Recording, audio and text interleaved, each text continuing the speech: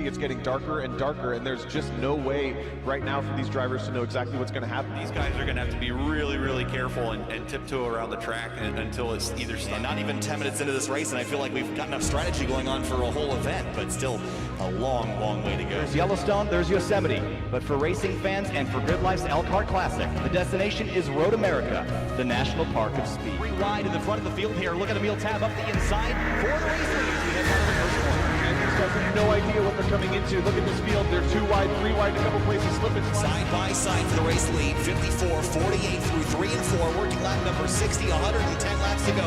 Yusuf Ghali, power move to the bottom of the racetrack, making the short way work. They're going to touch down the hill. This will be a great run for Fuller here. Yeah, typically we'll ran off the track in the final quarter. That'll allow Fuller to get a massive. Here he comes. Does he have a look? Oh, big block there by Sanfilippo. Into the grass goes Ben Fuller for turn 1. And Sanfilippo hangs on. He's loose. No! And he crashes hard in the exit of turn number 2. Don't try him here, boys. They're going to do it. Gritsko backs out. They touch. They're going to crash. Gritsko going to slam the attenuator hard into the wall. And Jared Testa hits him as well. And big damage on these cars. That's a huge Number 4, people are struggling for grip, going out of every single lane, trying to then run. It's getting really insane. Powered by AWS for the Intercontinental GT Challenge, powered by Pirelli at the Indianapolis 8-hour. We are 7 hours and 18 minutes into this 8-hour event. John Miller way deep on the brakes to the inside of turn number 1 and 2. The spin, the 3 car gets turned around in front of Paul. James Howden looking for a place to go, but he's got Austin Cobb to the inside. Bit of a gap behind. I think that's about 15th or 16th spot as they come out of turn 3. Big slide for this. Getting a run. He's got it. Going to be a drag racing line. Final corner. Checkered flag waving. Here they come. At Virginia National Raceway. To the line. Thompson, Darling, door to door, banging doors, fender to fender. I can't believe what we just saw.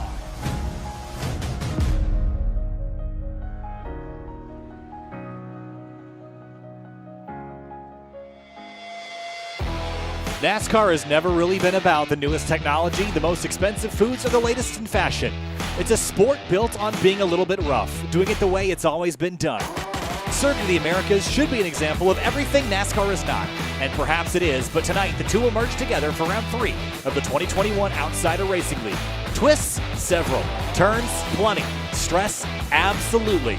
This is the Outsider Racing League from COTA. Kyle Heyer alongside Finney DeCuna tonight for round number 3 of the 2021 season. Missed round 2 last week. Again, we're not streaming every single race of the season this year because of some prior commitments I had. But Finney and we're back. And this time, after we missed Texas last week where Jeremy Miller went out and won the race, we head to a road course in Circuit of the Americas. Yeah, arguably the better track in Texas, in the state of Texas. But yeah, really looking forward to seeing these guys underway here at COTA. It's going to be a fantastic race up near the front. There's a massive gap in skill between these drivers, and I think it's going to be pretty obvious who's going to be up near the front, but I can definitely expect some great battles throughout the midfield. I think that's going to be the place to watch because these guys are going to be sliding, I kid you not, sliding around this track. And here's a look at Circuit of the Americas. It's 3.45 miles and 20 turns. Fitting it all begins with a run up the hill towards turn number 1, one of several hairpins on this track. Yeah, arguably the most iconic corner around this track. Then heading into the S's section, you're going to be making left, right, and a bunch of more left-right turns. You're going to get confused at one point of where you are on the track. Then you head to the second hairpin, which is on the back straightaway. And speaking of which, you head onto the back straightaway, arguably one of the best passing opportunities for these drivers. Into turn number 12, that's another hard left-hand corner. The longest braking zone on this racetrack leads you into the stadium section, turns 12 through 15, then into the carousel, downhill right-hander, 16, 17, 18, carry that speed into the left-hander, turn 19, and into turn 20 to round out the rest of the lap. We're going to do 28 of those circuits with a stage break on lap number 10. We'll throw the caution, re-rack him and restack him after a pit stop. But that is what Circuit of the Americas looks like. We'll take it down to the racetrack here for qualifying, and fitting already some laps underway, and there's a few drivers on this racetrack on this list that we need to keep an eye on. One of them is Mitch Welker in the 76 car. He's been looking forward to this for a long time. Oh, absolutely. I think this is really, when we found out Mitch Welker was running this series, you definitely had an eye on him for the road courses. Fuel IndyCar champion when we covered that series for a little while, and he's definitely earned his title of being a road course king. Obviously in second place, and currently in second place to the driver he's pretty much going to be fighting with for the win, Bryce Kluser in the number 20 Chevrolet. These two guys are going to be the two to watch for the win this evening. Absolutely, completely fast in a league of their own, 1.5 seconds away from the next driver in third place in practice alone. So it's going to be a pretty big gap between the top two and everyone else. We've got some pretty big gaps here in pace this week. To no one's surprise, this is a challenging racetrack with 20 corners we already mentioned. It is not an easy place. This racetrack is in Austin, Texas, has a population of just under 1 million people, constructed in 2012, so it's a relatively new racetrack, not only to NASCAR, but to Formula One as well. COTA was originally going to be called Speed City. I don't know if that was really a great name, but they decided against it, and I am all for it. Yeah, that would have been a horrible name. COTA's significantly better. I'm glad they picked that name. Me too, that's for sure. Bryce Calusa, currently the quickest in practice, rolling through the carousel now. Here's a look at the weather information. And 88-degree track temperature, Finney, and that's not that hot. And I don't think it's going to get all that much hotter throughout the day, but the drivers are going to struggle to keep the rear tire temperature out regardless. Locking up the brakes, spinning the tires, those are really the two things you got to control, and you got to keep the rubber underneath you today. You can't be sliding these cars around or you will not last the rest of this race. Yeah, I was just looking at practice laps earlier in the test session. Just to get an idea of what these guys are dealing with, I am amazed to only find that myself that the track temp's only 88 degrees. Feels like it's 120 out there with the way with the way the setup is, and I guess that's really the point of contention is not a whole lot of mechanical grip for these guys to deal with. Going to lead to some great racing because, as you mentioned, these guys are going to be sliding on these corners, trying to deal with not only just driving the track but also driving each other. I think we may see some beating and banging. I have a dirty feeling a lot of it's probably not going to be on purpose. I think it's going to be a matter of them trying to control the cars. And the other thing is, you have a look here at the qualifying times. We've only had 9 drivers actually record qualifying efforts because of the ease of getting off tracks here. You see Eric Hutton drive right out to the edge of the circuit.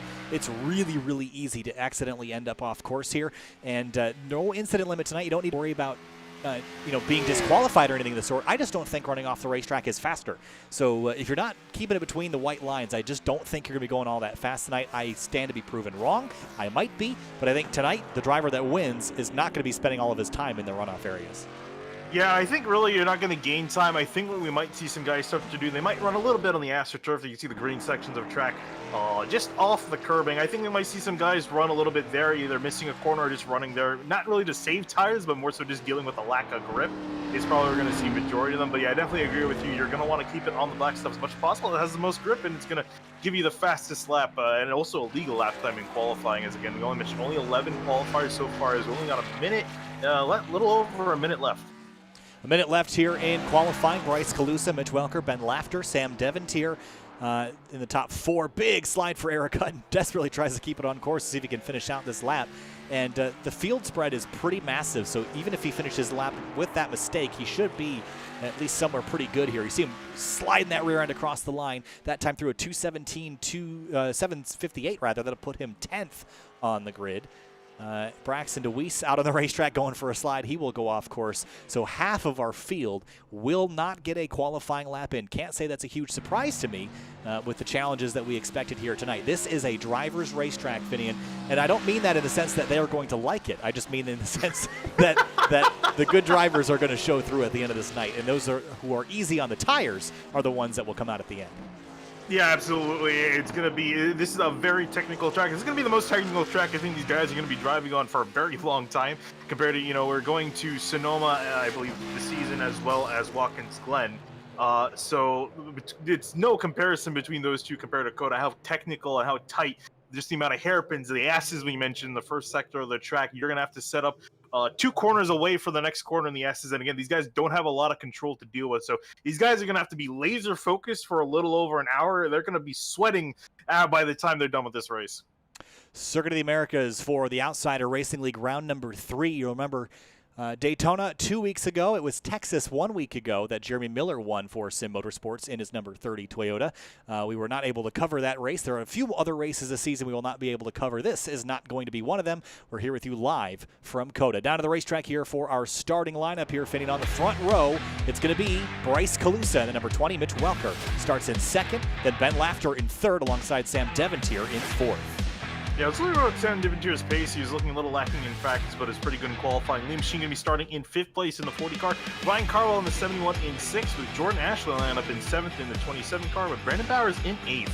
In 9th place, Ryan Kish in the number 42 alongside Clifton Cockrell in the 28. He did almost 30 laps in the practice session earlier today. He was trying real hard to figure out how to road race. Eric Hutton starts 11th in the number 88 alongside Chuck Sweeting making a return to the Outsider Racing League in 12th.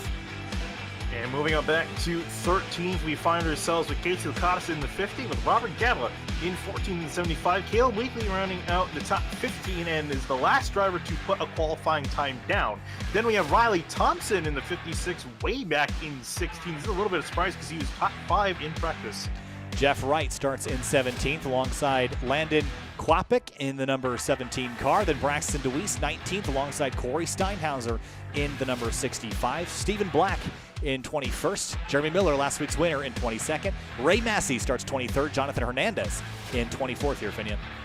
Yep, and then we find David Mott in 25th with Chris Harvey in 26th, Ben Lacey in 27th, and rounding out your field of 28 cars will be Jacob Plank in the 38 car. Let's have a look at our keys to the race here, Finian, and most of them revolve around just staying on the racetrack. Wheel spin, managing throttle is how you're going to keep those tires underneath you, and that's so important today. Yeah, absolutely. It's going to be, these guys, after maybe a lap and a half, really, they're going to already start feeling the lack of grip in these tires in the rears. You're going to have to find some way to manage the wheel spin, either, being very light throttled in first gear or just throwing the car in second and then using that different gear ratio to just try to help get the power down efficiently. We talked about keeping it on the course. These guys got to keep it within the white lines. You obviously can go off. There's no incident limit these guys got to do it. They're just going to be significantly slower doing it. And then getting stopped for these hairpins, a tight corner. You talk about turn 12. You got to start braking by the time you get to the curb. Otherwise, you're going to be using all that runoff you can see there. Lots of runoff here. It's not faster to use it pretty much anywhere other than turn 19, where there is a slowdown penalty if you run a little bit wide. So keep it on course in more ways than one. Get it stopped, get it going. Just drive the car, basically. yeah, very, very nicely put down. We make it sound so easy, but it's definitely not.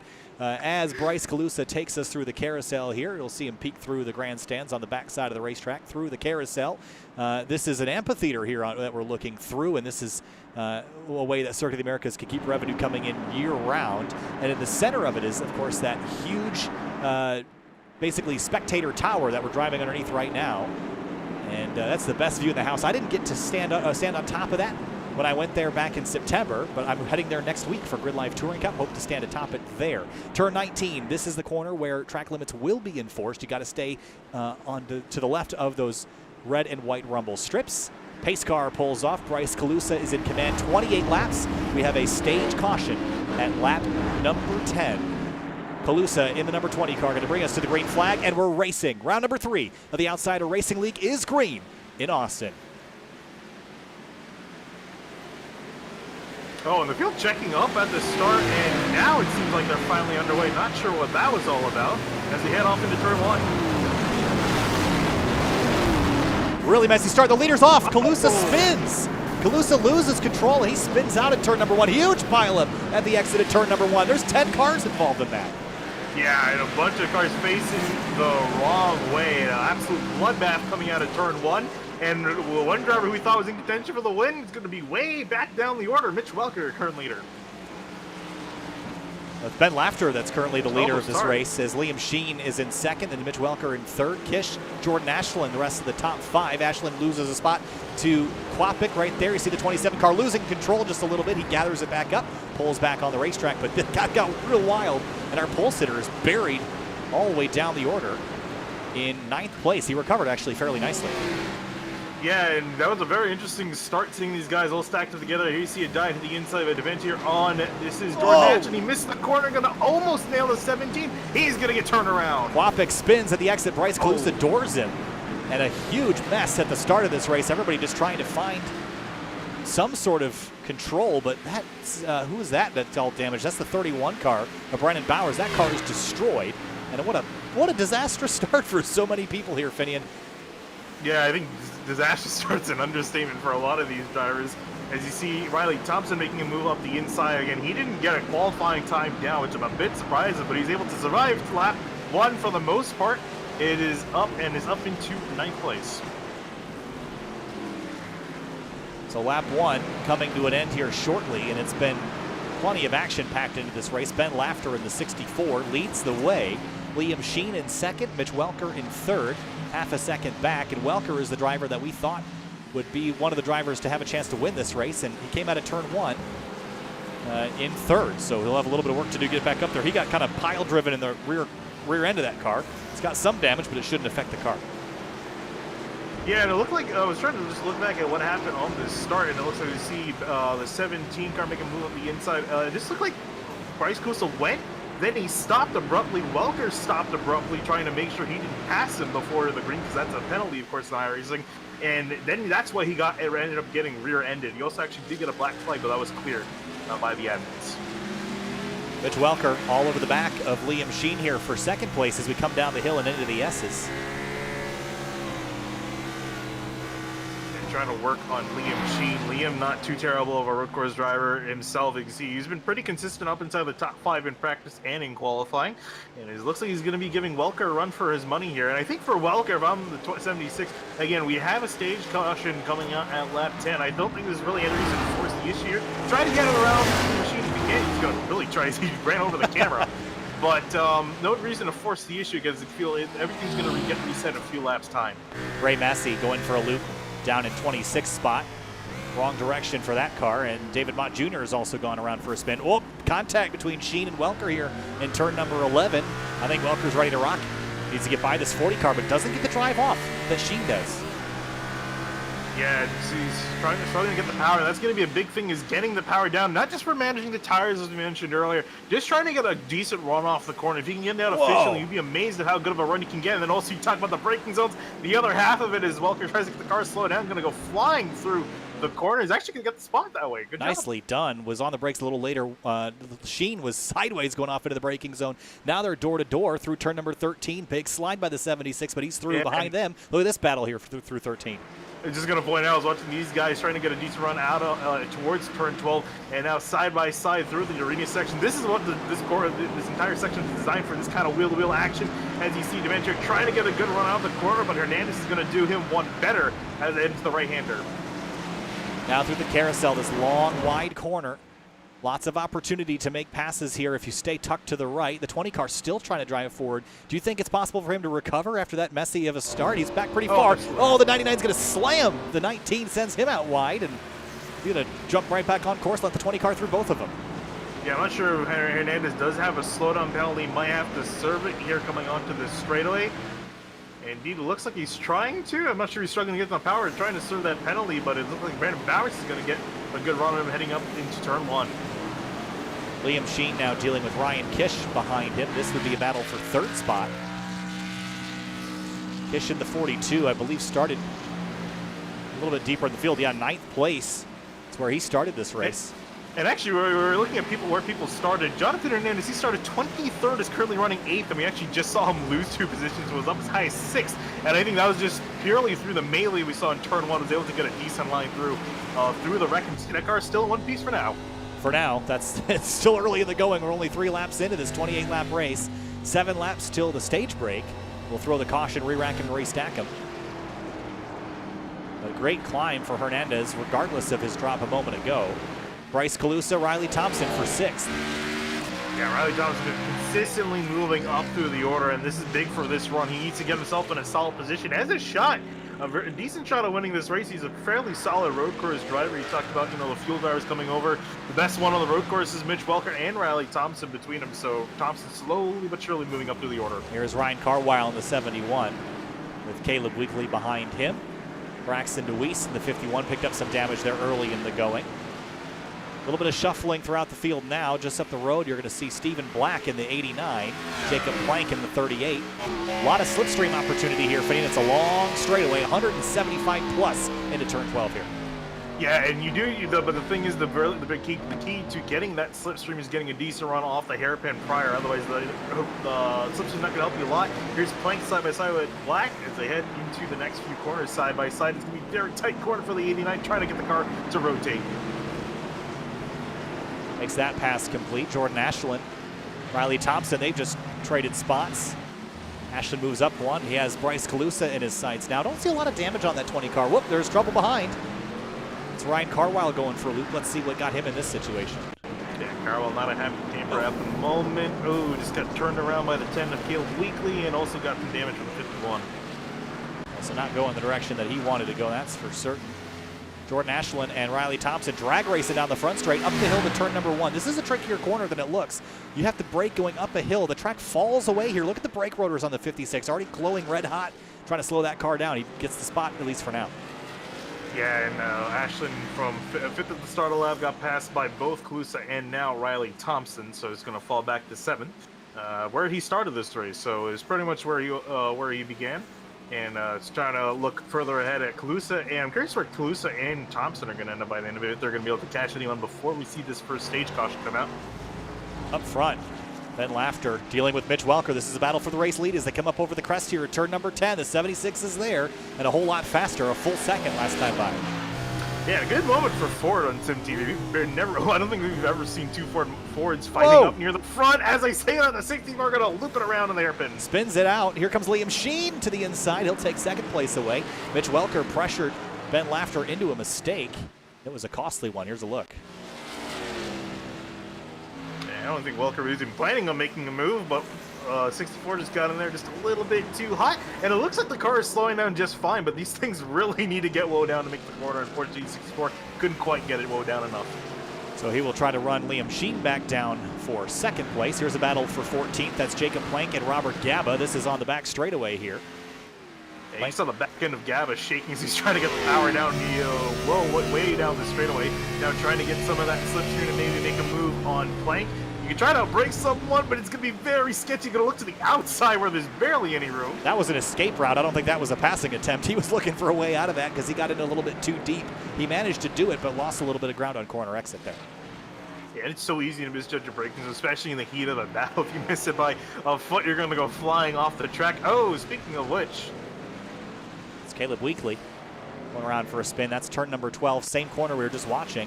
I'll bet you it looks very similar to what we just saw. Car's already wiggling.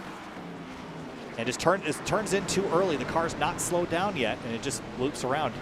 Whoa, the two car.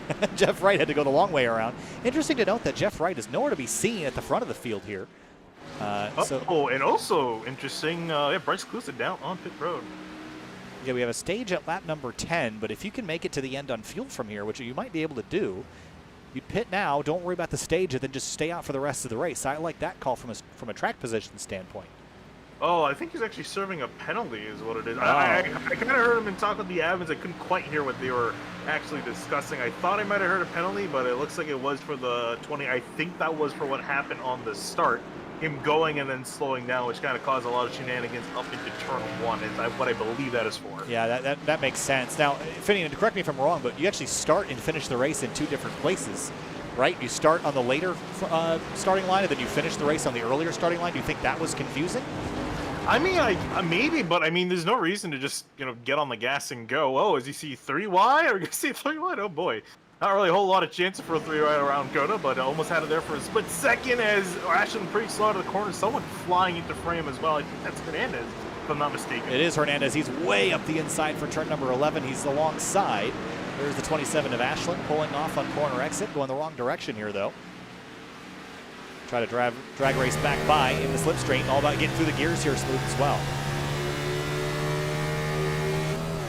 Yeah, and just to confirm, it is actually checked back, and the penalty was indeed for the 20 not maintaining a proper start speed into the beginning of the race. Hernandez is going to miss a corner, go flying off the track, and Hernandez's car looks pretty solid, but he's been making quite a few mistakes in the last few laps. Yep, just got in too hot again. Locked up the brakes. That was one of our keys to the race, is getting the car stopped. Here's Ryan Carwile on Stephen Black in that gold and black car. Braxton DeWeese trying to go the long way around here as well.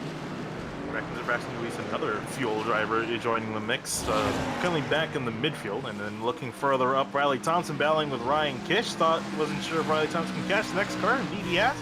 He's taking 4th place away. They didn't spend a lot of time. He was able to just drive right by him. Mitch Welker setting the pace out up front, but I just noticed how far off pace, off qualifying pace they are. Mitch Welker's leading lap was a 2:18.0, which was 5 seconds slower than the times we were seeing in qualifying. Also of note, the top 3 have not set a best time. That means that they've had a one-off at least every single lap. And it's fairly easy to get an off around COTA. You just go a little bit off the racing line, it'll give you one exit and validate that. But interesting note there. And trying to find the limits where they exist. Here's Welker heading through the S's. And setting the pace here, I think, will be comfortable for him. He really enjoys this track. This is one of his favorite tracks in the country.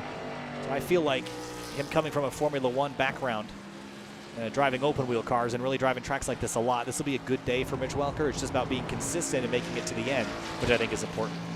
Yeah, absolutely. And I think give him clean air, he's definitely going to be able to do so. Once he gets to start gapping, he's already dealing with 4.7 seconds, and it's just a matter of pacing himself, making sure he doesn't make too big of a mistake. Even if he loops it, it's not the end of the world. It's just a matter of making sure you don't hit some of the barriers. Brandon Bowers has hit something tonight. That car's not looking so great. Sam Devontier behind him, trying to run him down. I think he might have been one of the cars that hit one of the parked cars when turn 1 became a parking lot, lap 1, turn 1. As you see him go flying off the track, here comes Venture trying to get it up the inside as Bauer struggles to get the power down. Yeah, he was on the grass. That's why he couldn't get the power down. Ran a little bit wide there at the exit of turn 11.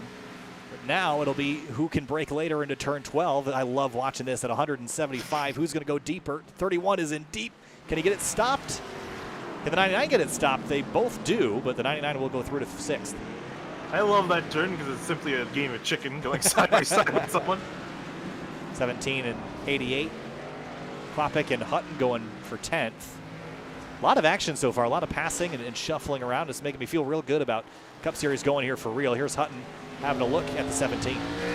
Yeah, and I think for anyone having any sort of doubts about COTA, NASCAR at COTA, I think no further than these races. I don't think the gut guys are going to be sliding out quite as much, but they're still going to struggle, considering how technical this place is compared to most of the other tracks they've been to thus far, and not too many road courses, really. You want chaos? Here's chaos. We found it right here. Circuit of the Americas. 3 laps away here from our stage break, where the caution will fly, and that's why I'm interested to see if anybody will come on down before then to maybe try to grab some fuel and tires. Yeah, I am curious to see who's gonna do it. You know, maybe I don't know. It's kind of interesting to see who's really gonna be the one to do it. Who may want to get some good track position, sacrifice a little bit of tire. Like we see Braxton, he's trying to make a move, go to the inside in the final turn 20. Indeed, will throw it up the inside of the 75. No. He overdrove it and had contact with the 75. And he gave the spot back, showing some sportsmanship there. There's Chuck Sweeting. Started 12th, running in the wrong direction here. Was involved in that turn 1 collision. Real cautious into turn number 1. Didn't want to overdrive it. 75, I think, beat him there.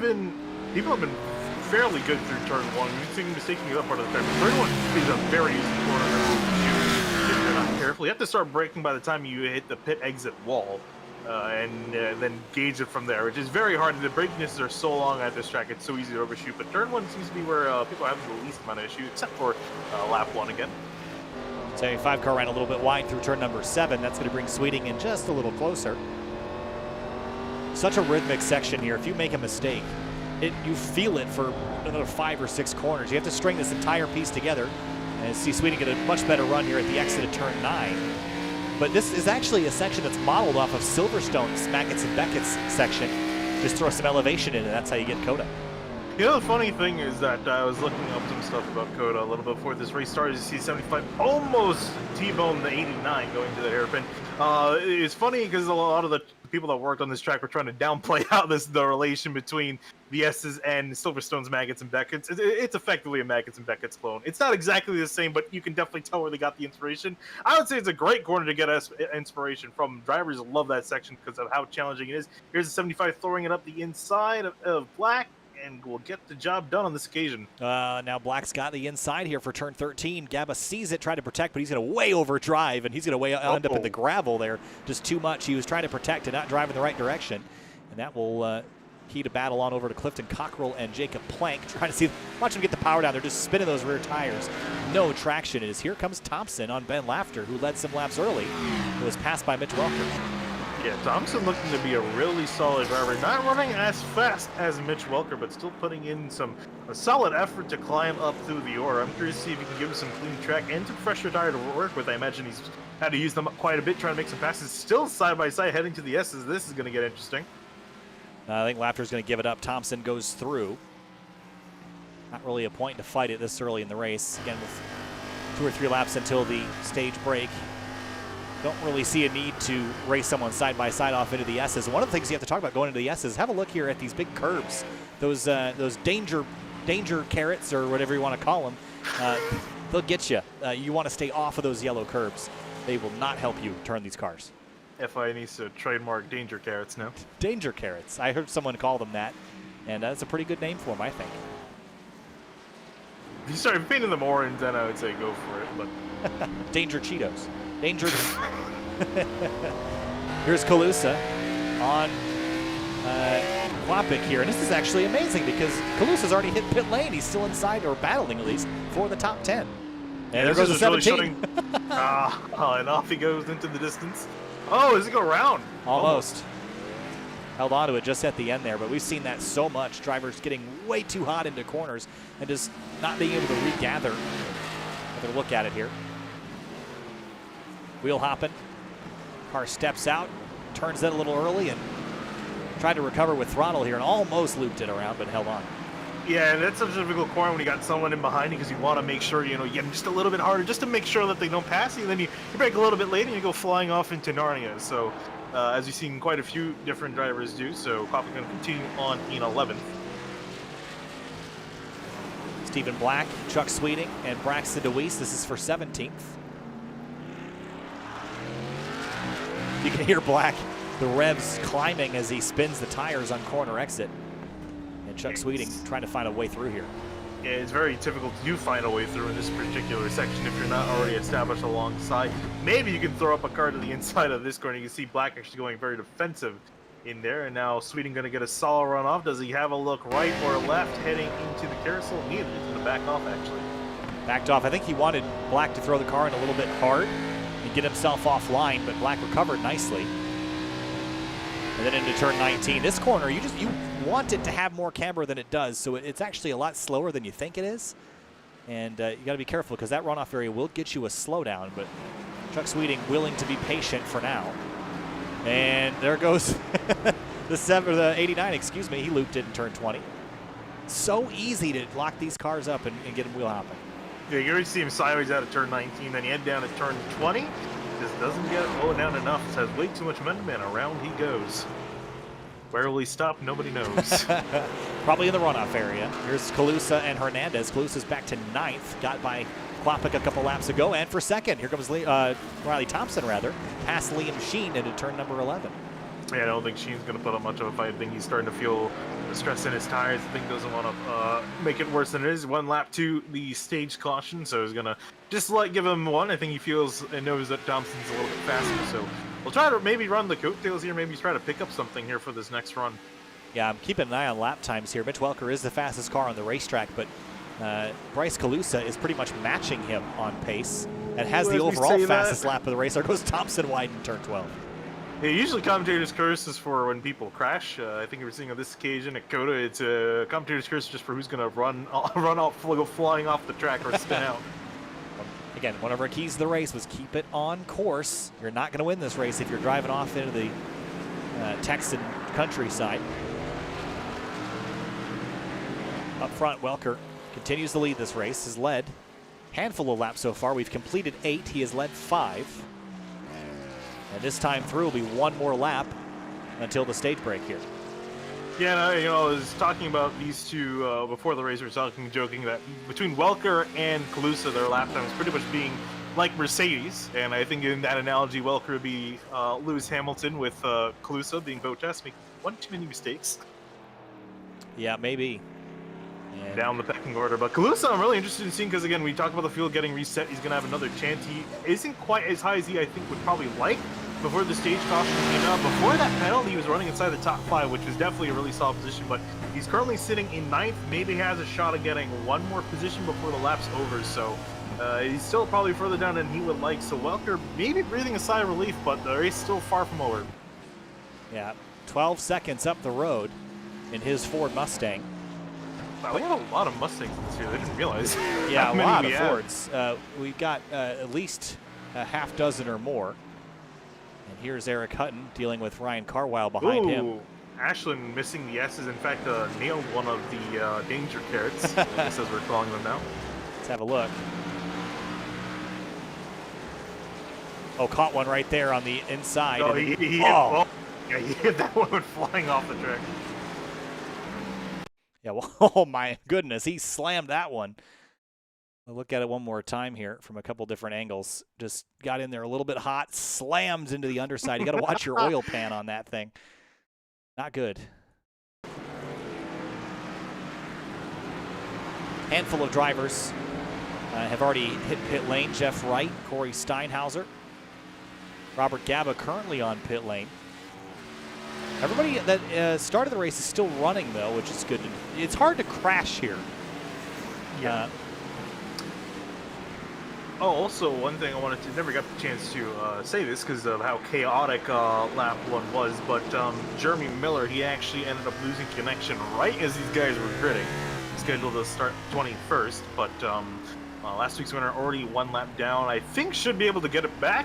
Don't know how he's going to manage to do so. I mean, the pace car is fairly slow around here, but these guys are only lapping here at 2 minute, running 2 minute, almost 20. So it's going to be hard for him to try to make that lap up, but we'll get that chance to do so when this caution comes out. And speaking of which, caution out.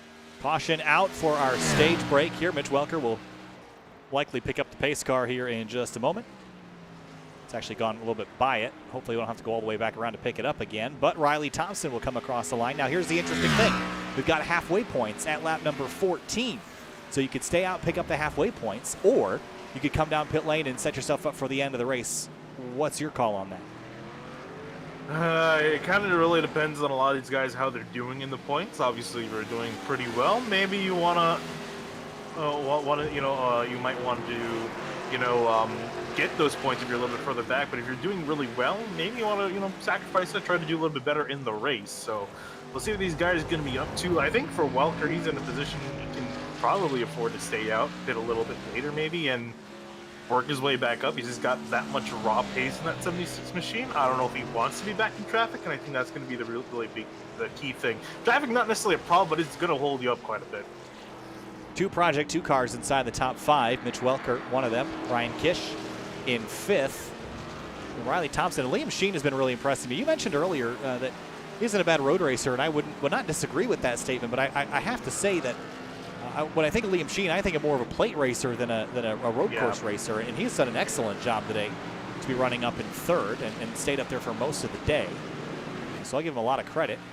Ben Lafter running 4th. He was a driver that was pretty competitive at Michelin Raceway Road Atlanta last season. We really didn't get to see this car finish as well as it maybe could have. Brandon Bowers and Sam Devontier, these are the drivers I would have expected to be a little bit higher up the order based on their running positions at Road Atlanta last fall. But Bowers, of course, with the damage he had on his car, I think any finish would be a good finish for him today. Yeah, if he was going to come down and fix that car on pit road, I mean, honestly, with the way he's running, I wouldn't bother. Because, I mean, he started in 8th, is running in 7th, has a shot of running a little bit better maybe if he fixed that thing. But, again, it's really weighing, is it worth being put all the way down the order, maybe to get, a few tenths here and there? Because you can only fix the car so much. As Welker works back around, this time he will catch the pace car. Indeed he will, so we'll begin our caution a little bit about a lap later than we had maybe expected to catch it. Across the line, Welker is now going to have to go run down that pace car. There it is, it's behind him now. And he'll come to a slow stop here in turn number 1. We'll let the field catch back up, and then we're going to let him down pit lane. 4 tires and fuel, obviously the call. And for some of the drivers that started to burn their stuff up, this is a great opportunity to kind of take a reset here. Yeah, absolutely. I think this first one's a lot of learning for these drivers, so it's going to be a chance for them to kind of figure out maybe where they went wrong, where they may have pushed a little bit harder. If they spun out, get a catch back up to the field, have a second chance at life at making those passes again with a fresher set of tires. This is also going to be a big thing of deciding whether or not, whether to push harder or to maybe back it off a little bit, depending on how much they've been pushing. I'm sure all these guys are going to be thinking they probably could have saved more tires. I think you always think that as a driver once your tires are absolutely shot. Like, man, I could have done a better job. But there's a certain point where you really just can't do much because the tires just wear out too much naturally. And the temperature really isn't all that high. We've seen it skyrocket here to over 120, 130 degrees, but it's a relatively reasonable 90 degrees Fahrenheit here, so it's not like it's out of control. No. Can you imagine if it was 120 degrees? I bet you it feels like it, though. I'll tell you that. Like 100% does. I'm just thinking, imagine how much worse it would feel if it was 30 degrees degrees hotter. These guys were complaining of next to no track rip with the little they have already. So when you come down to pit lane, 4 tires and fuel, for drivers like Bryce Calusa, if they've got damage, do you spend time to repair it, or you think it's fine and you're just worried about getting track position at this point? I think, whoa, we saw someone miss the field. I think almost nailed it in the background. One driver off the track. But going back to Calusa, I think for him, just get your 4 fresh tires and fuel. I wouldn't bother. Does he have any damage to the car? He did at some point. It doesn't really look like he's got a lot now. Yeah, I mean, I wouldn't bother really for any. Like I was talking about Bowers, I wouldn't really bother unless it's a major hindrance. If it's costing you a lot of speed, I wouldn't bother fixing it, because you're gonna just put yourself far down the order. It's gonna be a lot more work for you to do. And if you're not a driver that's particularly good at saving tires on a road course, you do not want to be in a position where you have to burn them up a lot more by working through traffic. So the easier option is just to come out, try to gain as many spots as you can down on pit road, and just ignore the damage for now. Daytona winner Chris Harvey won his first race in the series a couple weeks ago when he kicked things off at Daytona. And right now running in 21st after starting in 26th. This has been a struggle for him this week. And he was not looking forward to it when he talked to us in his interview a few weeks ago. We've got a couple more road courses on the schedule. We got Watkins Glen on April 3rd, and then we round off the road course schedule with Road America on May 15th. Now, when you look at this track versus the others that are coming up on the schedule, Finian, this is different in a lot of ways.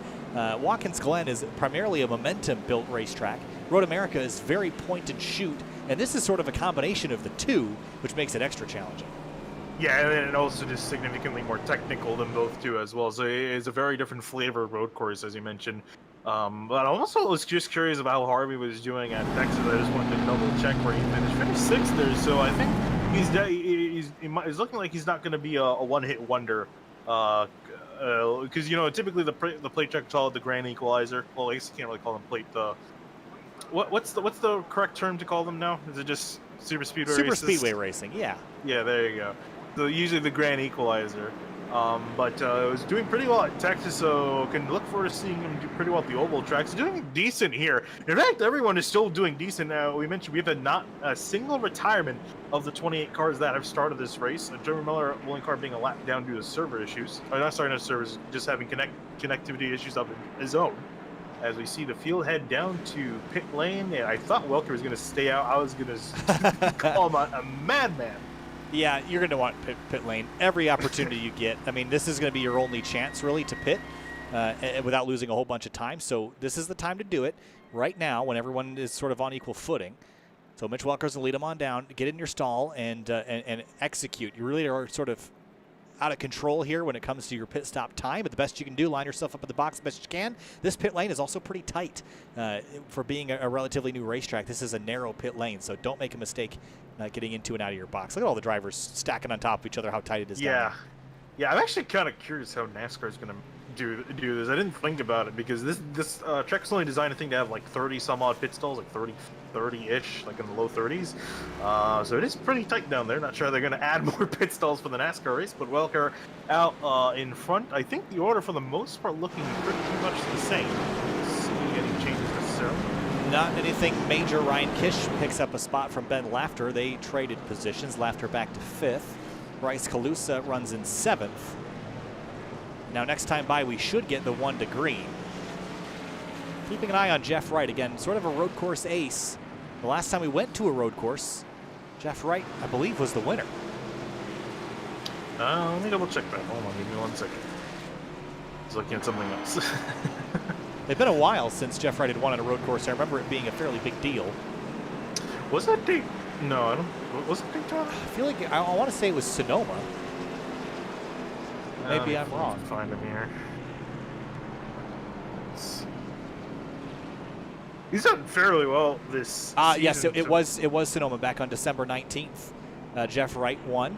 And in terms of comparing racetracks, I think Sonoma and COTA actually share a lot in common in terms of being a really technical place. Yeah, especially the what do you call it now? I guess the modern cup layout. Yeah, I guess the traditional long course at Sonoma. It is a lot like COTA in a bunch of ways, being so technical. I was surprised to see Jeff Wright start so deep in the field. But I don't think he got a lot of practice. I think he jumped in here pretty late. He started back in 17th. He's running 12th right now, and not a lot of damage. He's got a little bit of a mark on that left front, but that car should come forward more towards the end of this race. Yeah, I think, as you mentioned, I think you could expect him to do pretty well. I am, again, keeping my eye on Bryce Calusa. He's actually has gone up to 7th, was able to pick up one more spot down on pit lane, so he's looking a little bit better than before the caution came out. So it's going to be interesting keeping an eye on the 20. Probably one of the only cars to really potentially catch up to Welker and pass him. But we'll have to see if that is going to be the case here as these guys working around here for this caution. I think we were a little bit concerned with how these guys are going to do on fuel. It is definitely going to be a little bit close, but I think with this caution, I think these guys should be good to go to the end without any problems. Yeah, enough off-throttle time here that saving isn't too big of a deal. What's coming up on SimTV? Tomorrow night, the Indy Elite Series kicks off their Triple Crown with Catalyst 317 400 from Pocono. The Tricky Triangle tomorrow night at 7:15 Eastern Standard Time. Be myself and Tom O'Gorman for that race. IndyCar at Pocono. Then Monday we're off. Tuesday, return to the Fuel Mission 22 Premier Series, a doubleheader at Charlotte to make up for the missed opportunity at Indianapolis last week because of the Comcast-related issues. And then Wednesday, the Washington, D.C. region SCCA Virtual Racing League returns to SimTV, this time from Michelin Raceway Road, Atlanta, with the GT3 cars. Then Thursday, Scars, I believe, is off this week. They're taking a week break, and we'll be right back here 2 weeks from now for our 5th round of the season. Again, we will not be present for Auto Club. I'll be here at COTA in a week. We'll be back with you for Rockingham on March 13th for the next round of the ORL season. It's a good excuse, I think, to be going to COTA for the real world. Yeah, no, I don't think many people are going to argue with you there. Kickoff of the 2021 Grid Life Touring Cup season will be live streamed via Super Lap Battle. Joining us, well, actually, really, we're joining them as a support series for their first race weekend of the season. 1 to green, lights are off atop the pace car. Going to double file back up now. We're going to do the start all over again. What did we learn from last time, Finian? Well, try not to check up the field, I think is going to be the big thing. Yeah, still not sure. I'm not sure if Calusa just thought, maybe he was going too early and decided to wait for everyone, but that causes a stack up. But I think we're probably going to see Welker. I think as soon as he comes out of that final corner, he's just going to gun it. I don't really see any reason why you wouldn't. You just get more advantage as the leader, just kind of separate the guys out behind you, plus people pounding back. You also have a less chance of you getting punted out into turn 1. And I'm also curious to see how much more careful these guys are going to punt through turn 1 after the initial start. Probably a lot more carefully would be my guess. And lessons learned maybe.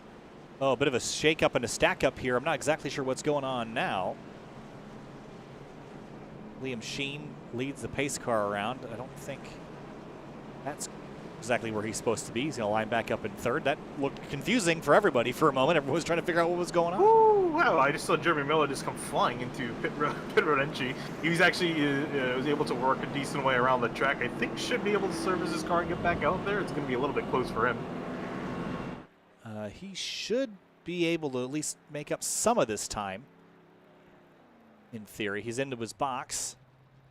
Field heading down. Yeah, he'll be able to get back. This is a long enough pace lap. It's 4.5 minutes around. Long cautions here. Also, are there 2 flagmen? There is, actually. Good note. Wish I could get a better look at it. Yeah, because that angle he showed, it looked like it was the flagman. Yeah, there's a flagman at the start line and a flagman at the finish line, just out of the final turn. Yeah, and that's one thing that iRacing has said is that they can't yet do fully animated corner workers because all the flagmen that they place are tied into the same race control. So that means that anywhere you place an animated flagman with an iRacing, it'll always show what the main flag stand is showing. That being said, having flagmen at 2 different stations has got to be a little bit confusing when you intend to use one start-finish line versus the other. But my understanding is the farther start-finish line is only used for starts. Yes. So yeah, pretty much it's only used for starts. It's not used really for any scoring. All the scoring happens at the first line, which is the finish line, really, for these guys, and where the laps actually begin. I always wondered why they had 2 separate ones. It's a Formula One thing. They do it often there. I'm not sure why they do it in Formula One either. They just do. So yeah. Well, it's not weird to have a start-finish line that far down the straightaway. I mean, there's a lot of tracks that No. that are like that. Montreal, for example. I'm sure there is a reason. I just can't think of one. There probably is some sort of reason that they do it at multiple of the tracks. To I be just different, don't know it off probably. the top of my head. To be different, I guess. probably. Yep. So double filed back up, Mitch Welker in command, and as we are completing lap number 14 this time around, this is an important lap because this is halfway points given away. And for Mitch Welker, he should, as long as he doesn't bork this restart, he should win halfway points here. It's actually an interesting thing. So these guys are going to be coming to a restart. So if you get a really poor restart, you actually lose a spot or two from the other lane. Or if the guy in front of you gets a poor restart. So this is kind of an interesting scenario with the way these points are going to be given out. Yeah, again, the caution was meant to be 1 lap earlier. Took him an entire lap to catch that pace car. So kind of threw things off a little bit. It meant to be 1 lap after that would have happened, but didn't quite work out the way it was planned. Things never really do in iRacing, so you kind of got to go with the flow. And Jeremy Miller did catch up to the field, so we got all of our cars on the lead lap. We did have Robert Gebb. It looks like he's pulled it into the garage for today, so we're left with 27 cars, all of which on the lead lap. Finally going to come back to the green flag. We will not see any more cautions for the rest of the day. Mitch Welker is in command of this race. He's going to lead at halfway. He has led so far, when we come to the line, 11 laps of the 14 that we'll have completed. Outsider Racing League from COTA coming to the restart. Welker, Thompson, Sheen, Kish, Laughter. Green flag back in the air, racing again from COTA. Great launch for the 76. He's gone. Yeah, absolutely. And then you can see Raleigh Thompson as well bolting to the line. Some side-by-side action here. Bowers looking side-by-side with Devontae.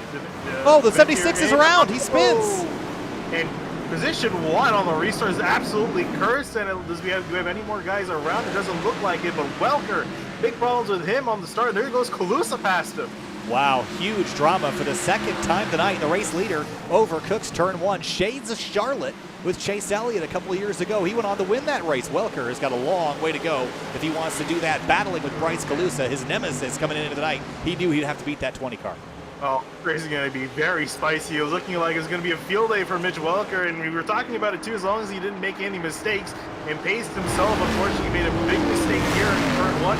Riley Thompson, new leader, and this is going to be interesting to see the 2 fastest cars having to work through traffic. Thompson leads the way down into turn number 12, or excuse me, 11. Sheen behind him, then Laughter. Jonathan Hernandez has looped it at the top of the hill, I believe. Oh, there he goes across the racetrack, spinning and sliding. Create a whole bunch of chaos. The 30 cars in deep on the inside. Oh, there's going to be a touch or 3. Yeah, they're going 3 wide to that hairpin, which you can definitely do. It's not recommended. A little bit of door-to-door action, but so far so good. Down the backstretch into the braking zone now. Here's Welker on Kalusa. Gets it woed down. He's going to shut the door on the 20 on corner exit. Kalusa's going to try to sneak back up the inside. That's a big dive. He's out of control. He's sliding. Wow. Ooh. Cuts the track. He'll have to give up that time.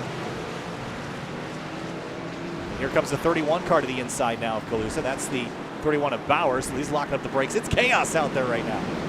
Yeah, and for Kalusa too, I think was just trying to fight too hard. He knew Welker is the man he's going to have to beat at some point or another before the night's over. He's trying to get the pass done before it cost him quite a few spots, but is going to get past the 17 Puppet and is now working on the next car up ahead. And looking up ahead, Ryan Kish and DeVenture side by side coming into turn 19, now turn 20. DeVenture's going to get the spot, then it's Kish, then Welker in behind in 6th place.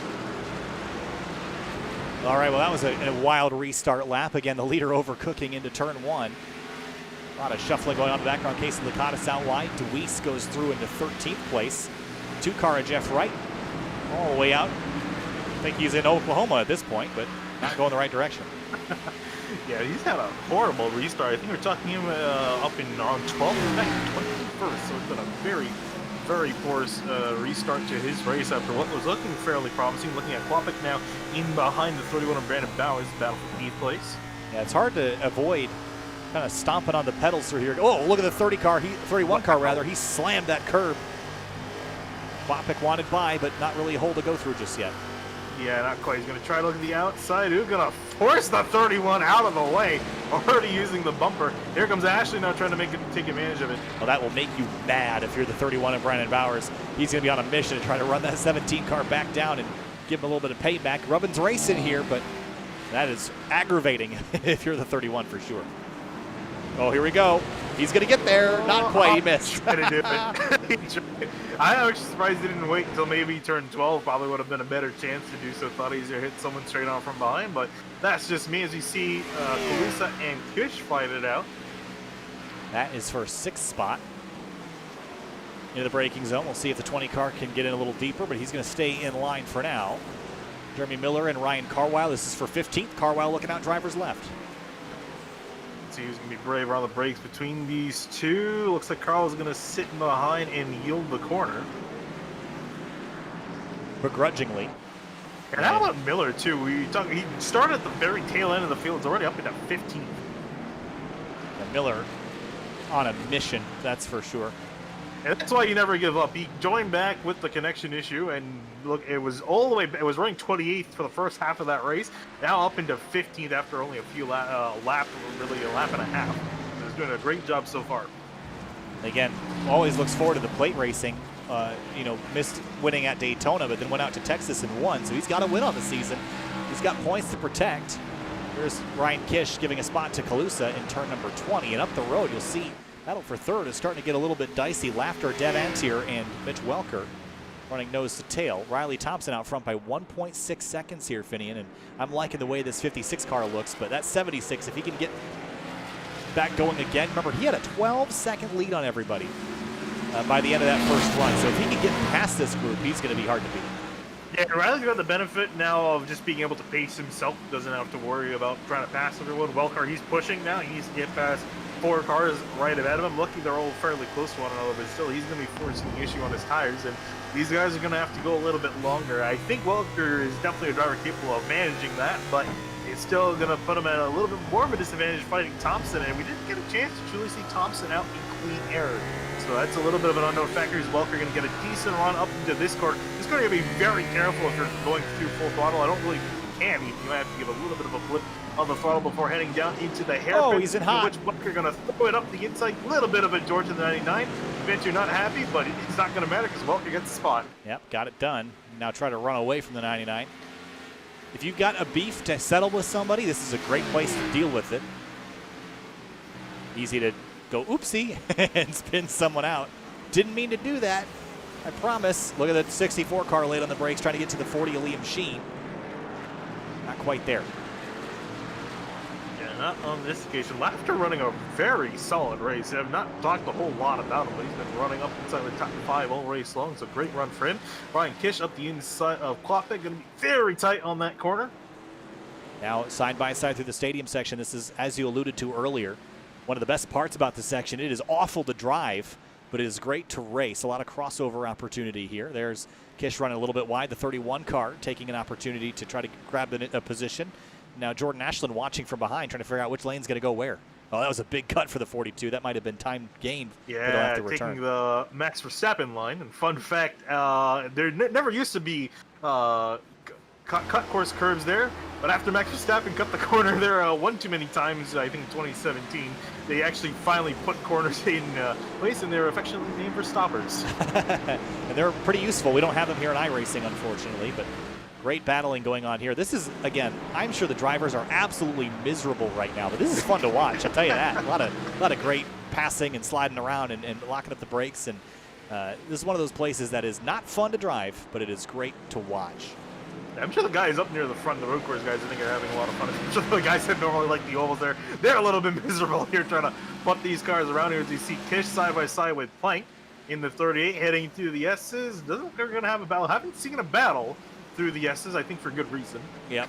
Well, you got to watch out for the danger Cheetos there on the inside edge. You don't want to run into those things. They will ruin your day. Here is the battle for second. Bit of a blockage here with Liam Sheen, the cork. Everyone else is the soda trying to come out the other side. You see where these guys are going to get the run here into the hairpin as Welker peel out. We saw him throw it up the inside of Venti on the last occasion. He's going to drop it. Oh! Again, Welker makes a mistake, overdrives into turn number 11. And coming into the day, consistency was going to be the problem for the 76. And again, it seems to have caught him out. Just aggressive on the drive-in here, too much. Yeah, and around he went, just threw it in there a little bit too hot. As Liam Sheen loaded up, I think, a lot more than a lot of these other guys expected. But now here, speaking of which, Sheen and Deventer side by side. There you see Ben Laughter in behind as well. And look who's also in frame, Bryce Clusa in the 20. Yeah, this is the 20 cars race to lose, I think. If Riley Thompson is able to be run down, that 20 car is on a mission. He just lapped 2 seconds faster than anybody else in the field. So I think that 20 car is the driver that I think is going to win this race, but it requires getting through the next 3 cars without any dramas. And it is looking really wild right now. Ryan Kish has had a spin in the background. He drops all the way down to 20th. Bryce Clusa looking to see how he's going to navigate through the traffic. I think he saw Welker spin out. He's going to take this a little bit careful. Liam Sheen really struggling over the last lap. He's slowing the hairpin on the opposite side of the track and has been giving up 1, 2 now, maybe 3 positions here as Clusa tries to get a decent run out of the final corner. Calusa is going to try to cross over here and dip up underneath the 40 car. Calusa's not forcing the issue. I think he's letting other people make the mistakes for him and taking advantage of it. Sheen going defensive into turn number 1. See, the 20 car is going to cross him over, and no, he's not pushing the issue. That's what I like. I think with Welker, just pushed a little bit too hard, Finian. I think the 76 car could have won this race. It is the quickest car here, but he's just making too many mistakes, just trying to grab positions when if you'd waited into a corner or 2, you would have gotten them and you would have been able to drive away. Yeah, I mean, really, considering you're in a stock car, there's certain corners you can really make a move that is going to work out. Others where you really can't. Because obviously you can make a pass in any single corner, just a matter of whether it's going to work out or not. I see Liam Sheen really starting to struggle in this rhythm section a little bit. Looks like he got the second half okay. And here comes Clusa. He's going to get a decent run out. Not enough to pull alongside here as they head into the hairpin again. We'll see if Clusa finally is going to peel out to die. Looks like you see Sheen go a little bit defensive, so does Laughter. It all compresses down here. Calusa trying to build the run on corner exit now. All the while, Riley Thompson is pulling away. 2:17.9 last time by. 5.4 second lead for the 56. Yeah, we talk about being careful. That being said, you don't want to be too careful because that's also going to cost you the race win. So you got to find a happy medium between the two. Here we go. Laughter and Deventer side by side. 98.99 leaves plenty of space on corner exit.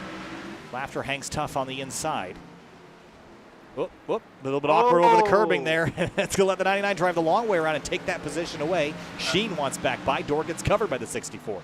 Yeah, we typically seen that outside lane work very well compared to the driver stuck on the inside. They have to plant the car on the inside. As you see, Deventer actually run off on this occasion. He's going to get back on ahead of Laughter, and here comes Clusa finally going to get the spot on 40. Maybe not here. They're actually still going to be side by side through the carousel. He should be able to hang on to this as long as Sheen doesn't clear him here, and he will not. So Calusa makes that pass in the carousel. And also look in the background too. We're talking about Welker falling off. He's coming back. He is coming back, but will he make another mistake? I don't think you're going to have another time for another one. There's only 9 laps to go. That's still 20 minutes worth of racing.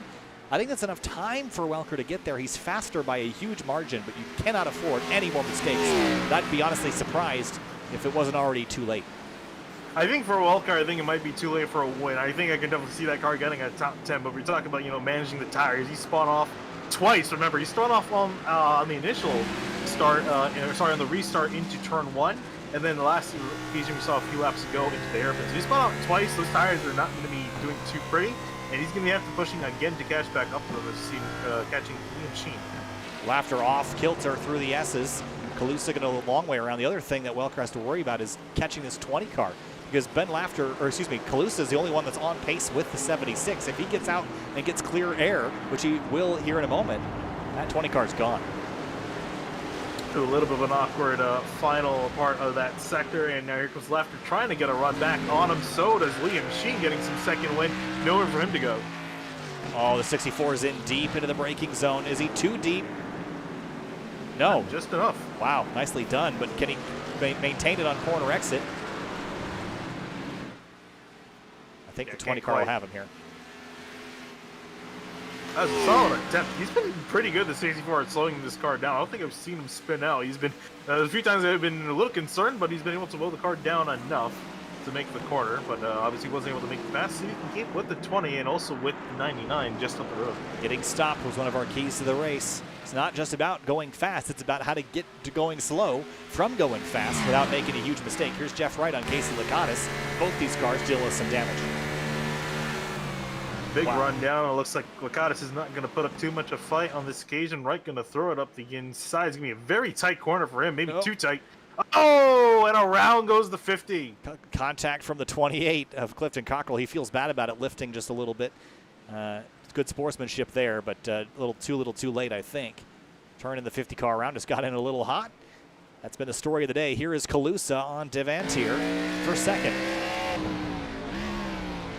Trying to get it, gonna wait here. I think he's got some good chances into turn one, and even right after through the S series, he gets a great run out of the final corner. You see Devantier struggling to get the power down, 20 all over him.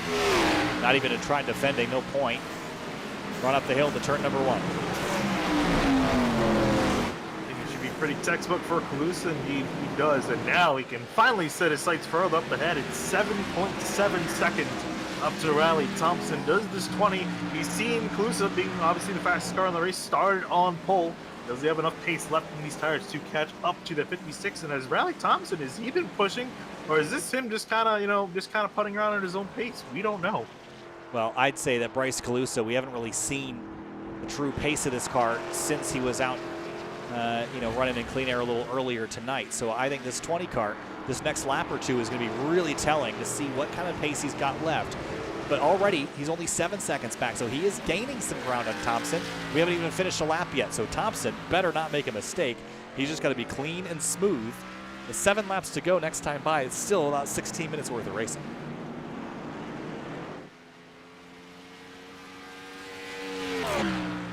.175 miles an hour, 176 the VMAX for Thompson into the braking zone.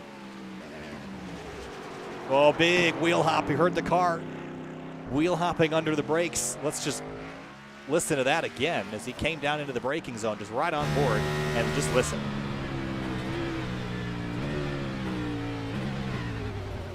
All that whirring and wobbling is the drivetrain up underneath. All the weight shifts forward on the nose, and then the rear brakes begin to bounce up and down like basketballs. And it's not comfortable, and it's not conducive to good stopping power, but Thompson managed to hang on to it. Yeah, the big thing for Thompson, too, is going to be, he's got to make sure he's not checking his relative too often. Again, we talk about this track being so technical, requires a lot of focus. You can't be constantly looking down and seeing how far back the next guy is, too. And I think he might be a little bit more concerned with Calusa now being the next car and potentially chasing him down. Looking out the battle for fourth between Sheen, Laughter, and Welker throwing his hat into the ring. Everyone run wide. Again, you can't run more than 4 tires off in that corner. Get yourself a slowdown penalty. Welker trying to go the long way around. That's not going to be very efficient. Big tank slapper at the exit of the corner, just struggling to get by these cars. As Calusa, last time by, ran a half a second quicker than Thompson, but he's going to need to be quicker than that if he wants to catch him before this race is over here. If he needs to catch him, about a second a lap. Yeah, it's going to be a tall ask. I think, he might have taken it a little bit too cautious with the traffic he was working with the guys up near the front, so I think he just took too much time trying to get around them. That might be his downfall here, unless he can really turn up the heat and put some flying laps in, and also just has to hope that Thompson probably makes a mistake or two to close that gap up again. Battle for 11th here, Eric Hutton and Ryan Carwile. Carwile coming forward. He's 2 seconds quicker than the 88 last time by.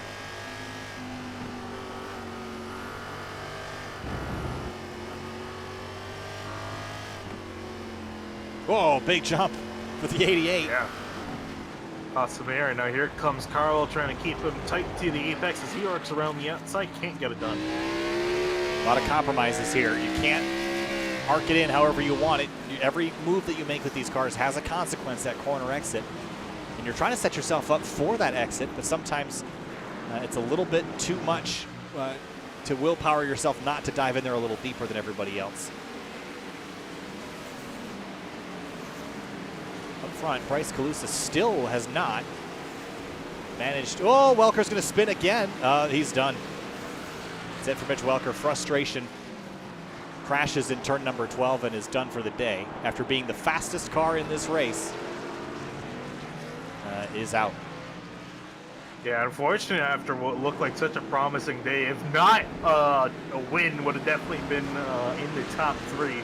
I think that was next to a guarantee, but there's too many mistakes on this second run, and unfortunately going to retire early on. As we see Thompson now just going to have to pretty much deal with Clusen has been doing so far a really good job. Yeah, Thompson has been doing everything he needs to do and just being flawless as he comes across the line here. 6 laps to go. Last time by was a 2:18.634 and a 2:18.692, so he a little quicker. Thompson gained last time by. That's the mark of a guy that knows what he's doing to lead and win this race. Now, this is not unprecedented for Riley Thompson. He's won stock car races before on road courses in fuel, but this would be, I believe, his first in the Outsider Racing League. Yeah, and again, showing his prowess right here, very solid. We've seen him drive a multitude of different machinery, notably outside of stock cars. Drove in the Redento Sports Car Challenge in the GT4 cars, so that was a blast to see him. And he was up near the front of the field up against some really strong competitors, so showing his road course prowess once again here as you look at Ryan Carlisle. Here's a look at the pass. Carlisle just got a great run out of turn number 20. Up the inside into turn 1 and took the short way around, got the pass for position, moves him into 10th.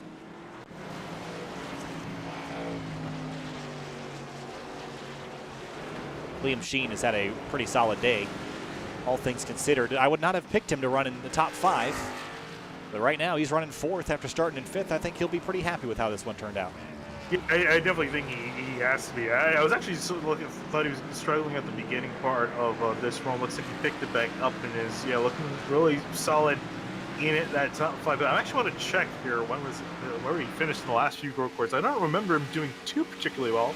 I think finished in the midfield, but not inside the top 5. So I want to just do a little fact check on that. Well, while you're fact checking, we'll take you back to the battle for 9th. There's Landon Kwapik and Ryan Carlisle for 9th. This is going to be a dare into turn 12 to see who can go deeper on the brakes. Carlisle has been good on him lately. Kwapik got the right side tires up on the curbs. Hutton's in really deep, trying to get that thing wound down. He does. Carlisle goes through to 9th. Kwapik comes back over to try to cover the 88. Drag race into turn 13 now. Yeah, and Kwapik got a very poor exit out of the corner. Now he's going to be stuck on the inside. We've seen this outside lane prevail 9 times out of 10. Looks like it's not. Hutton was not able to get the run that he needed, and Kwapik's going to maintain the spot. Oh, as he throws it in a little too hot into the next corner. So you see his hands? He was working that thing back and forth. If you're not working your hands, you're not driving this place straight. Whoa, whoa, everybody's slipping and sliding. They're crashing here in the carousel. Yeah, that looks like a normal line for these things. Jacob Plank smells blood in the water with those two struggling. He's coming from 12th. Look at where he started, almost dead. He did start dead last. Here he is gunning for a top 10 spot.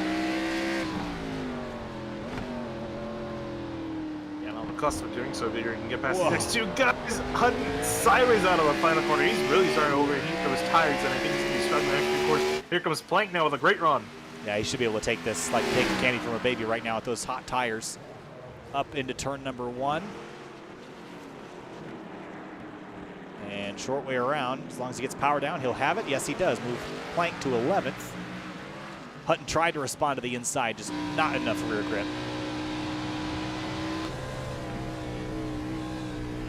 And good news for Plank is that the next 2 drivers in front of him were all slower than him the last time by. That would bring him up to 9th if he could finish it all off. Now, Bryce Calusa has been eating into the lead of Riley Thompson. It's now 5.8 seconds between the 2 leaders, but only 5 laps to go. And again, it's got to be more than that. At this point, he's got to be about 1.1 to 1.2 seconds faster a lap. He was 1.2 quicker last time by, but he's got to do that for the rest of the race and pass Riley Thompson. Yeah, Jay, gotta just do a fast rewind of Thompson's last lap. I want to see if that was a mistake or that was just pure pace. I'd be kind of surprised to see that gap at this point in the race between these 2. Yeah, something not right. Lost a lot of ground. Now, did he beat up the tires a bit too much? That's a possibility.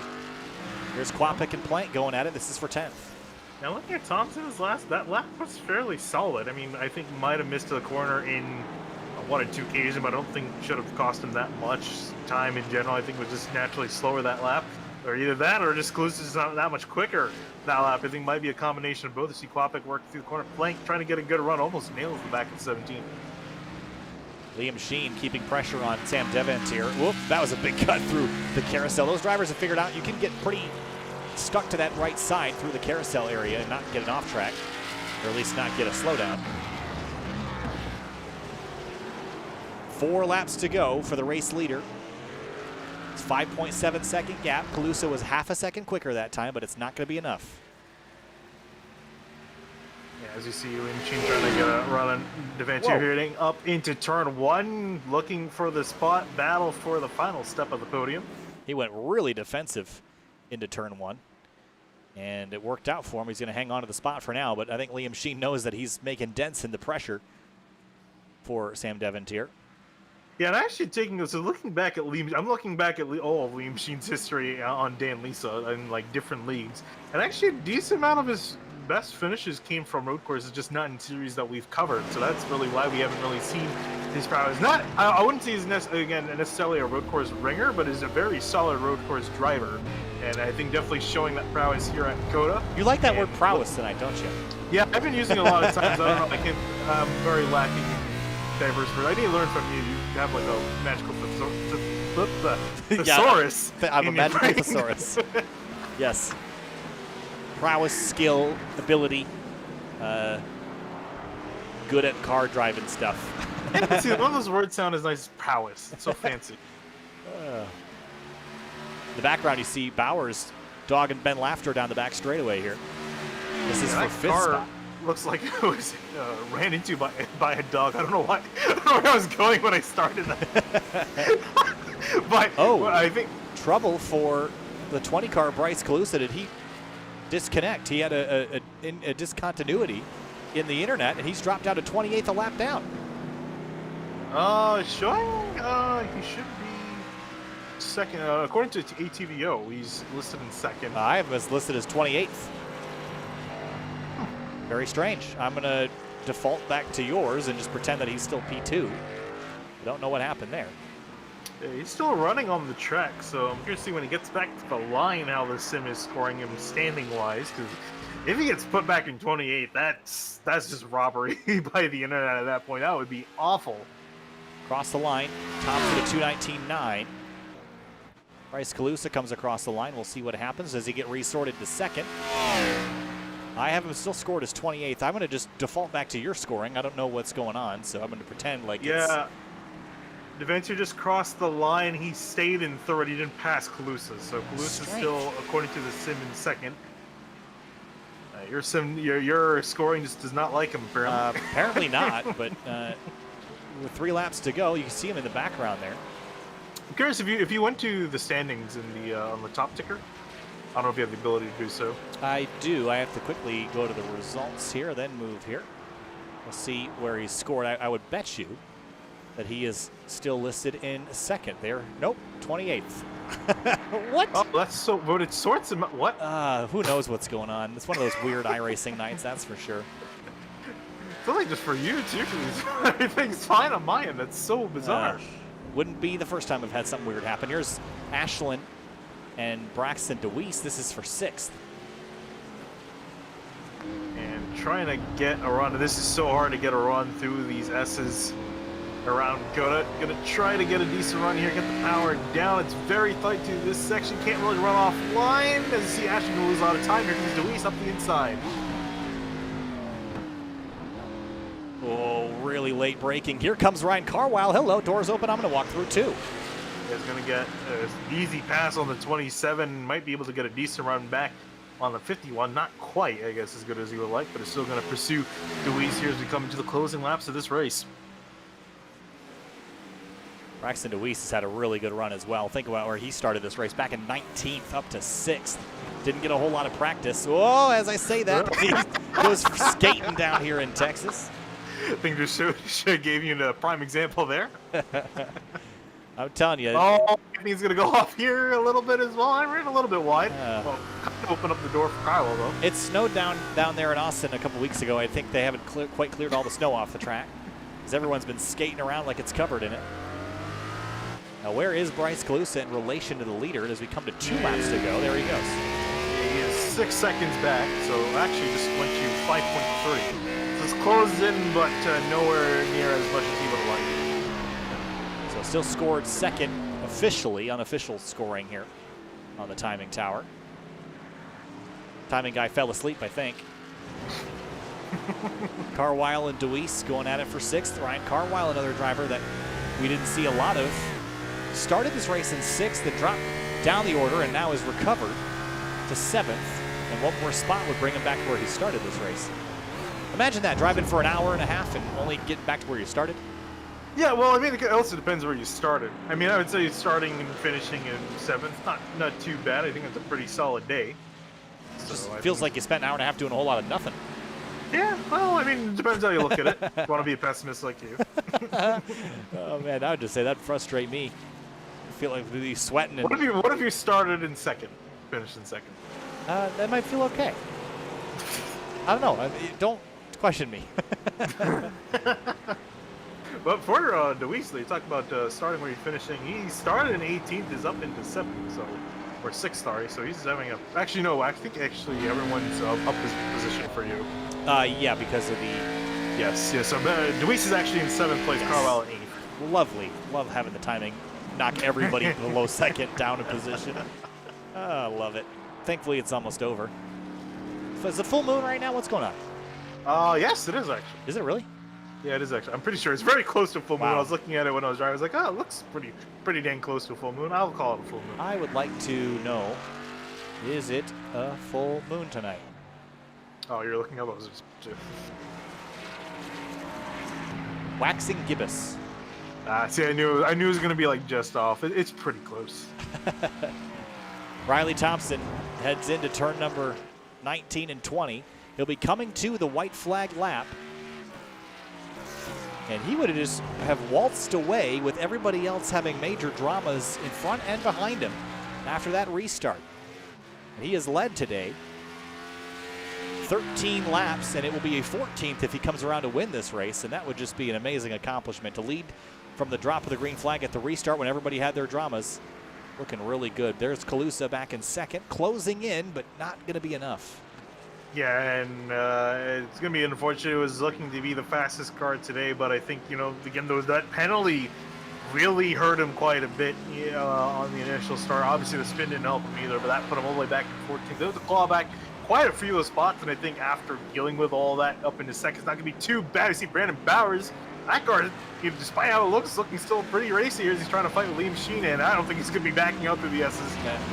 This is all a battle for 4th place as they head to the S's this time. Who's going to back out? Sheen takes a back seat for a second, has a look. Can't quite squeeze down the inside, so Bowers will take 4th. As Sheen came over already, he said, nah. As they're getting the S's, and Brandon Bowers understandably said thank you to that. That is amazing. Still not done, but we might see a bumper or two before this lap's over. I don't think we're done yet by any stretch. Now the run down to turn number 11. Sam Deventier recovering for 3rd. This has been a really strong day for him. Not quite there close enough to make a pass yet. Here's Jeremy Miller, Casey Lakatos, a couple teammates going at it. And the 1-2 combination from last week. Yeah, I think they're going to probably be just happy to survive. Oh, Ben Lafter spun, turn 12, 11 rather. He's having such a solid run up in 6th up until that. Did he have some help maybe from the 51? Nope, just drove in hot, locked up the rears, and just a slow, lazy spin. Deweese and Carwile did a great job missing it. But no matter, no mind for Riley Thompson. From the drop of the green flag after the stage break, this kid is so good, Finian, and he never looked back. He just drove out front, and he had one of the fastest drivers in the race trying to reel him back down, but he didn't let it get to him. And Riley Thompson, for the first time in Outsider Racing League for this number 56 driver, Riley Thompson will win at Circuit of the Americas in Austin, comes across the line in a dramatic slideshow and gets it done. And behind him, closing the gap, is Bryce Calusa, 2nd place for him. Sam Deventier coming through the last corner. Oh. Liam Sheen in behind, going to go to the outside of the 31. Not sure that's legal. It worked, and he's through. Bowers, is he out of If he fuel? doesn't have to give up time. Oh, is he? Nope. Made it across the line, but the 30 or the 40 car deferred it. Whoop, there goes Carwile and Deweese. They tangled in the last corner. The final corner, and Carl got to yield for another car to get back to the line. And for Lee Machine, that did stand. It didn't give him a penalty. At least now it didn't seem like it did, as you see what happened to these two guys. Ooh. Ooh, that looked very on purpose. Let's have another look. Was there maybe contact? Nope. 51 just drove out wide. Huh. Comes back across the track, and Carwile, not doing anything wrong, just gets hooked. I want to give the 51 benefit of the doubt, but he just straight up turned into him. Well, you want to see how messed up the timing and scoring is now here, Finney? Have a look at this. Oh, Two boy, people let's sharing see first this. place. Yeah. Nice. What is? And then 2 people sharing 6th, 2 people sharing 7th. Nice. Wow, that's interesting. I've never had that happen before. What a wild night at Circuit of the Americas. Here is a look at maybe your race results. Yeah, I was gonna say it was too wild for the timing and scoring to handle on Cal's computer. Hey, there it is. Oh, there we go. Okay. Riley Thompson wins. Calusa 2nd, Sam Devantier, Liam Sheen, Brandon Bowers 5th. Jordan Ashland, how about a 7th place for him? Yeah, fantastic job for him. And also just wanted to really give a shout out to Liam Sheen. That was a fantastic move on the outside too. You know, he talked about keeping it on the white lines. Well, I guess on the last lap didn't need to matter that, as he was able to make the pass out there on the curves. I'm still amazed that actually stood. So a great move on his part. Looking at the rest of the top 10, Brian Carl unfortunately going to finish back in 9th after a spin. We've got Liam Sheen here, who finished in 4th in this one. Liam, last corner got pretty wild out there. Your thoughts on that battle you had there to the end with Brandon Bowers? How fun was that? The whole race was just so much fun. That was probably the most fun I've ever had on iRacing, period. That was just a blast to race. That was so much fun. I was giving the track a little shade with how these cars were a little clunky. It didn't really fit on the track, but it was just so much fun racing it. It really made up for it in the end. It seems like keeping the rear tires underneath it was the big key to the race, but we also saw a lot of mistakes on the opening laps of the start and restart. How crazy was it in the cockpit to watch the leaders just drive off in there and take themselves out? I knew when I saw Bryce go in, I was like, oh, that's a little deep that he's setting it in. And then sure enough, he went off, and then I saw Mitch do the same exact thing. I was like, oh, gosh. But it was crazy because I thought I cleared them all, and the next thing I know, I look over on my right, I see Ben right next to me. I'm like, oh, gosh. So I had to panic a little bit and file in behind him. But, yeah, it was – those restarts were crazy, and it was just – that whole straightaway is just amazing because you could just get such a run off, and it's a drag race all the way up to 1, and you're kind of playing chicken up there. Well, a fun race for you, Liam. Congratulations. A top 5 after starting in 5th. Congrats. We'll see you next time. Yeah, thanks. Moving on now to our 3rd place driver, which I believe is Sam Devantier in the number 99. Brought it home in P3. Wasn't quite a victory, Sam, but a strong effort in that number 99 car. Started this race in 4th. He finished in 3rd. You got to be pretty happy with that. I'm really happy, honestly. I am covered in sweat at the moment. It is the last day of summer, so I'll take a P3 any day of the week. Well, I was joking with Finian earlier that this was probably a nightmare to drive, but how was it from a racing perspective? Probably tedious to handle the car around here, but it seemed like the racing was really solid. Yeah, it's sort of a pain from the driver's seat, honestly, because hence, yesterday I did the Bathurst 12 hour, and that has ABS. This doesn't have ABS, it's just skill. I don't know. This track, it's nuts. So tires are gone like a lap, so it's just juggling from the brakes as well. So juggling on the brakes, but Sam, a 3rd place for you. Congratulations, a really strong effort starting from 4th. Congrats. We'll see you next race. see you guys. Move on now to our 2nd place finisher, Bryce Calusa in the number 20. A little bit too short. Almost there, Bryce. It started with a spin out in the first corner on the first lap. Take us through that whole process, and then the restart, and then your drive forward to try to run down Riley Thompson. Yeah, so aside from the nerves of being on pole and having some fast guys behind me, there was some confusion on my end for when the green flag was actually going to drop, because I don't race there very often. So, yeah, just got in there a little too hot, and unfortunately made a terrible, embarrassing mistake. But I was considering pitting early, to undercut, but I figured I'd just keep the fresher tires and try to find my way back to the field. I noticed Riley and I had pretty similar pace, but I just had nothing for him. Looking ahead at the road courses, we've got maybe the trickiest one off and out of the way, but we also have Watkins Glen coming up soon, and then Road America. Do you look at the road courses as racetracks that you can definitely win at, or is every one a unique challenge that you never really know how it's going to go until you get in the race? Most of them I'm pretty confident that I can at least get in the top 5. Certain normal NASCAR tracks like Sonoma and Watkins Glen, a lot of these guys are a lot faster there than me because, you know, it's a more common track. But I always look forward to the road courses because I know I can usually do pretty well. Well, Bryce, the second place for you. Congratulations. A really strong points night. We'll see you in a couple weeks at Rockingham. Best of luck to you. Thank you. Shout out to Mitch Welker for dive bombing. All right. We'll see you. Have a good night, Bryce. Riley Thompson gets it done, wins the race after leading pretty much since the drop of the green flag after the caution. Riley maintaining that gap and holding off Bryce Calusa. That had to have you sweating. Take us through those last 15 or so laps and trying to run away from the field. I mean, besides praying every week and this time praying that the rear tires didn't fall off, it was really just trying to hold that running my own race, because by the end of these runs, it doesn't really matter who you've been battling as long as you can battle the least and save your tires. So I got lucky with there, and it seemed like there was a lot going on back there, and luckily I wasn't in it. Well, I believe this is your first win here in the Outsider Racing League. You've got a couple more road courses coming up, Watkins Glen and Road America. Are those racetracks that you feel like you can repeat on or maybe sweep the season on the road tracks? I don't want to jinx it, but if I'm not busy, I guess we could see.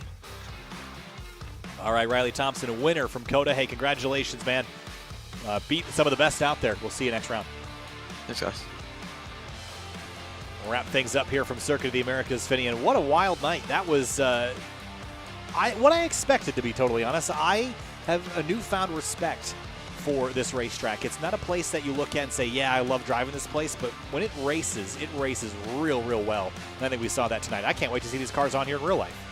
Yeah, and I've been a big proponent for seeing these cars go around here ever since I think it was Kurt Busch that did a test here way back when, quite a few years ago, and hoping that they've been getting the chance to, just because having stock cars around a technical track, it's a recipe for disaster, but it's extremely entertaining, and it can put on a solid race, and I think we've definitely seen that here. So yeah, I've always been looking forward to this race, especially now that it's on the NASCAR schedule, and really now after this, I'm really looking forward to seeing that race in real life.